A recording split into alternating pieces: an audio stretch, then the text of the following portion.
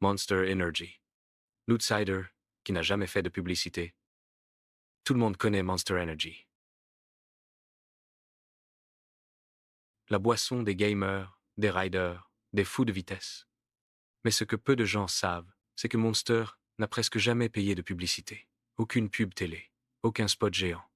Et pourtant, la marque vaut aujourd'hui plus de 60 milliards de dollars. Alors comment une simple canette noire, avec 3 griffes vertes, est devenue une machine à cash mondiale? Voici l'histoire d'un pari fou. Transformer la marginalité en monopole. L'histoire commence en 2002, en Californie. Une petite société nommée Hansen's Beverage lutte pour survivre. À cette époque, Red Bull domine déjà le monde de l'énergie. Hansen's, c'est une marque locale, sans moyens, sans notoriété. Pas d'argent pour les pubs télé, pas de stars à sponsoriser. Alors, il décide de faire l'inverse, créer une boisson pour ceux que les marques ignoraient. Les riders, les gamers, les rebelles, pas les champions, les outsiders. Cette stratégie ne vient d'aucun livre, d'aucun cours de marketing. C'est une approche inédite. Monster a compris une chose simple. Les gens n'achètent pas un produit. Ils achètent une identité.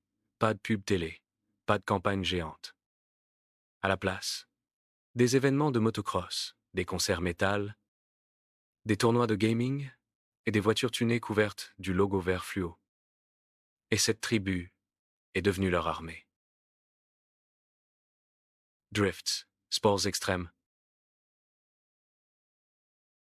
concerts, compétitions de jeux vidéo. Un coup de génie marketing? Pendant que Red Bull sponsorisait des pilotes propres, disciplinés, Monster allait dans la boue, la poussière, le chaos. Pendant que Red Bull vendait la performance, Monster vendait la transgression. Et ce contraste a tout changé. Monster n'était plus une boisson. C'était un signe d'appartenance. Chaque canette vendue est un cri contre la normalité. Et s'est transformé en milliards. D'un côté, Red Bull, propreté versus Monster Agitation. Tu veux connaître la suite? Like, abonne-toi et entre dans le mouvement.